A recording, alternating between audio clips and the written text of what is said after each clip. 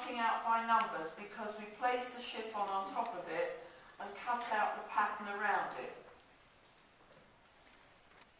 This just shows my print room, and that's one of the screens being held up so that any of you that haven't seen any textile printing, the die is a bit like a thick Yorkshire batter, and it's poured into the screens and scraped through, and that's just showing you, and the bits that we painted wash out so that it goes through the weave onto the textile.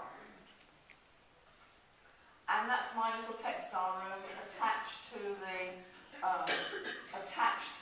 museum that I built. And these are just odds and ends in the book, just showing you a bit of atmosphere. And it's very primitive, really. The sticks are down the wall give you the repeat size. So where you see the lumps on the piece of metal, those are movable, and you put the stick down, and whichever design you're printing, it gives you the space that it has to be printed.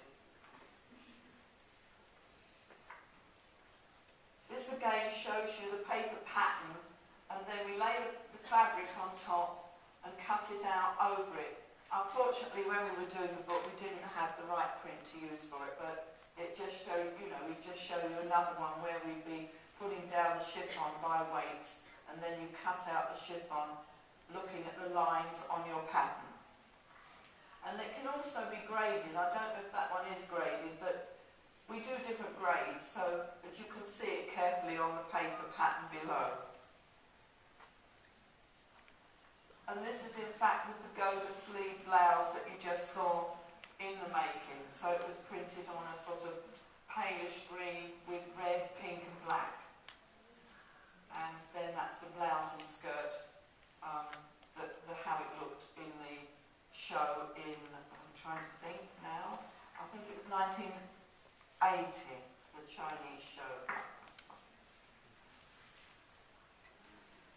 The next thing we looked at was the fact that the textiles totally influence the shapes, because for any of you that don't know, I trained as a textile designer at the Royal College of Art, left there about 1963-4, and taught 2 days a week to make the money to live, and then tried to sell my designs, but didn't do very well selling them.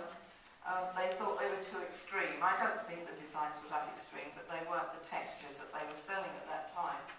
So I decided that I had to make the clothes up myself to see, because I always had in my mind what the garments would look like. So this was one of my first ones.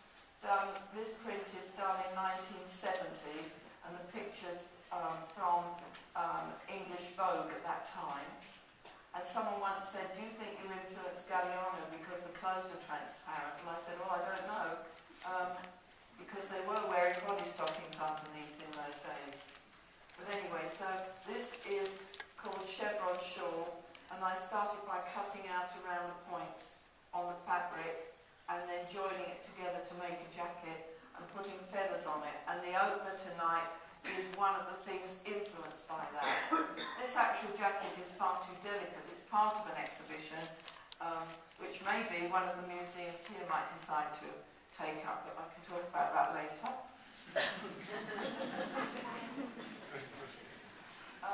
This is another one showing how, again, 2 prints have been put together and they've been cut out exactly around the print as indicated in that diagram, but then when the dress is actually worn, you see it hangs and drapes in a totally different way, so you can see how different it does end up looking. This is a chevron shawl jacket, again from 1970, and it's part of the second collection that I did, and my first one was in 1969. It's a 3-colour print, and this is on quilted calico. In America they call it something else, but anyway, unbleached cotton.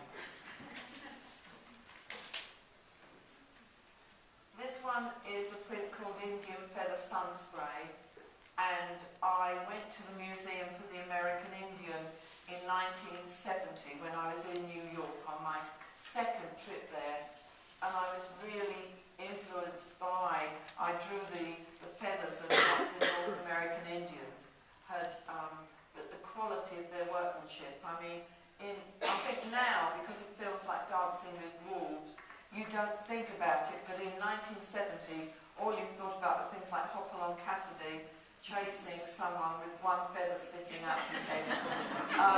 But when you actually saw the quality of the workmanship and the incredible embroidery with the porcupine quills and all those things. So if you look closely at the design, I've done it as if the feathers are sewn on.